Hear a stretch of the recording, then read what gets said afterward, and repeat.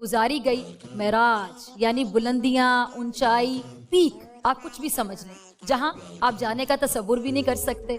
एक मुलाकात किन दो के दरमियान, जरा सोचिए। लाइक करने के लिए लाइक तो कर ही दो। सबसे बड़े न्यूज चैनल का नंबर 1 प्रोग्राम ऐसे नहीं चलेगा। नाज़रीन, सियासी और मुआशी अदम इस्तेहकाम और दहशतगर्दी की तलवार हमारे सर पर लटक रही है, मगर लगता यूं है कि इन सबसे बेनियाज मौजूदा हुकूमत को अब सिर्फ और सिर्फ सियासी इंतकाम लेना है, और एक सियासी रहनुमा की जमानत और रिहाई होती नहीं है कि दूसरा पहले गिरफ्तार हो जाता है। अच्छा, गुज़श्ता रात अवामी मुस्लिम लीग के सरबराह और साबिक वज़ीर दाखिला शेख रशीद अहमद को रावलपिंडी में उनकी रिहाइशगाह से गिरफ्तार किया। स्टैंड अप कॉमेडी चल रही थी। पहला उसने एटमी धमाका किया, उसका ख्याल था कि शायद पाकिस्तान की तैयारी नहीं है। उसने 5 धमाके किए, हमने 6 कर दिए। करंट लग गया, खैर है, कोई बात नहीं।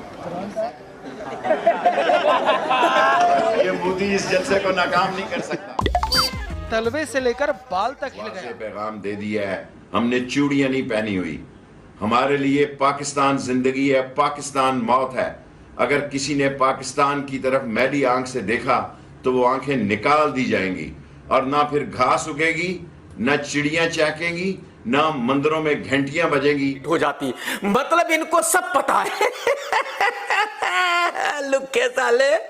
और असली पहचान है, इसलिए जब जब भारत के खिलाफ बोलने का मौका मिलता है, आतंकियों वाली भाषा बोलते हैं, जहर उगलते हैं। लेकिन कल जब जहर उगल रहे थे तो तकरीर वाले माइक के तार में करंट दौड़ गया, और मीडिया वाले के खिलाफ पीपल्स पार्टी रावलपिंडी के नायब सदर राजा अनायत की जो मुद्दत में 30 जनवरी को थाना आपपारा इस्लामाबाद में आसिफ अली जरदारी पर इमरान खान को कत्ल करने की साजिश से मुतालिक बयान पर FIR दर्ज करवाई गई, और आज अदालत ने शेख रशीद का 2 रोजा जिस्मानी रिमांड मंजूर किया, और 2 रोज बाद दोबारा पेश करने का शेख ना था कि राना सनाउल्लाह के कहने पर यह सब कुछ हो रहा है। मेरे मुलाजमीन पे बदतरीन तशद्दुद किया गया, घर के दरवाजे खिड़कियां तोड़ी गई, मजीद 200 लोग दाखिल हुए और मेरे मुलाजमों को मारा है, मेरे घर की तलाशी ली है। सारे बदमाश हैं, में दाखिल हुए हैं, सीढ़ियाँ लगा के इन्होंने दरवाजे तोड़े हैं, बदतमीजी की है, और तमाम मुलाजमीन को मारा है, और ज़बरदस्ती मुझे डाला है इन्होंने गाड़ी में। और ये यहाँ मियाँ ताहिर साहब ने मेरी जमानत ली, और उन्होंने कहा 6 तारीख को IG पेश हो। और ये हेलो, ओ डोवल साहब, भाई डू वेल साहब, आप तो बहुत ही बढ़िया काम कर रहे हो जी। देखो, मतलब मैं आपसे जो से यही बोलना चाहता हूँ कि थोड़ी सी प्लानिंग हमें भी बता दो। भाई देखो, आप हमारे यहाँ रह नहीं रहे, आपको किसी बंदे ने टच किया है, आप मुखबिर बन के रहे हैं, लेकिन किसी ने आपको ना इतना सा भी टच नहीं किया। आपसे पैसे नहीं मांगे, कुछ नहीं मांगे, लेकिन आज मांगता हूँ।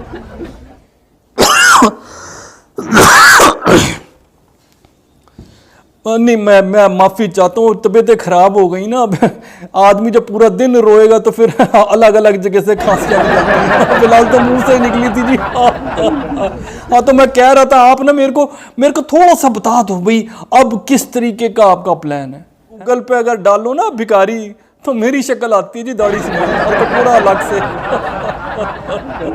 ये SHO जो है, सारा नवाज लीग का स्काउट है, और ये नवाज लीग ने इसको लगाया यहाँ। राना जो है सनाउल्लाह ये सारे काम करा रहा है, सारे घर के दरवाजे तोड़े हैं, खिड़कियाँ तोड़ी हैं, और इन्होंने बेतहाशा मारा मुलाजमों को, और ये उठा के लाए हैं।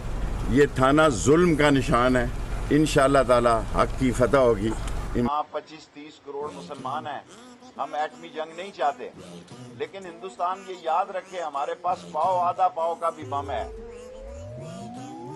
मैं बाबा गुरु नानक के स्टेशन से हिंदुस्तान को मुतनब्बे करता हूँ, हमारे पास आधे आधे पाव के और पाव के भी एटॉमिक बम है।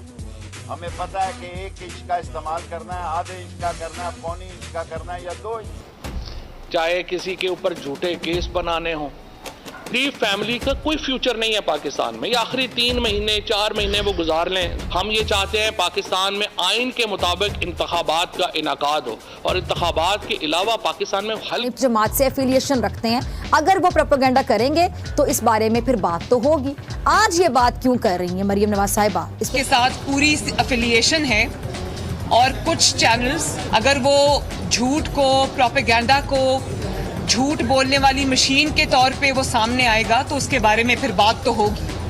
और उसके मालिकान जो करते रहे हैं, अगर वो सहाफत के गाब में अगर वो ये सब कुछ करेंगे तो वो बोलना मेरा हक है। उन हकाइक को अवाम ऑफ स्पीच में मैं बिलीव करती हूँ।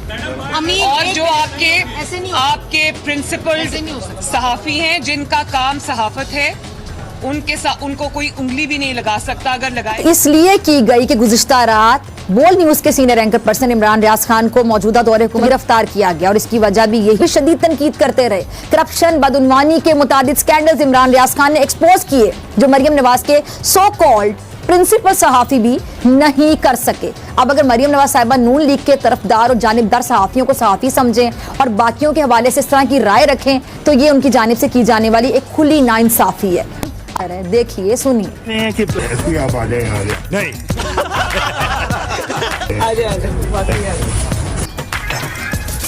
तुमसे ना हो पाएगा। तो उम्मीद है कि आप असली आ गया।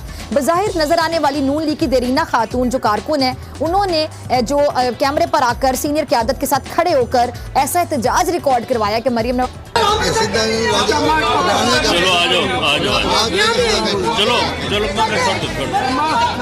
आ जाए ना, इधर आ जाए, इधर आ जाए,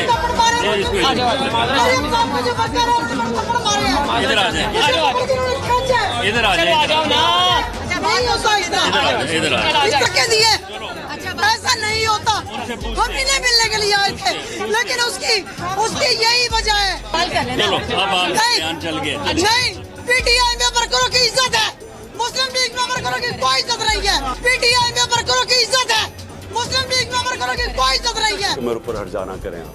आसिफ जरदारी साहब, सबसे पहले जब ये अदालत में केस जाएगा, मैं तो बड़ा शुक्र कर रहा हूँ कि आप अदालत में आएंगे।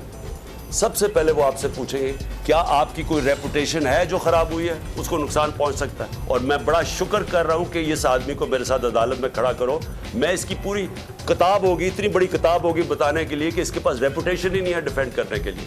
सारी दुनिया में मजमून आपको दिखाएंगे पहले कि मिस्टर 10% आपका नाम रखा गया था, कि हर चीज के ऊपर पैसे बनाते थे।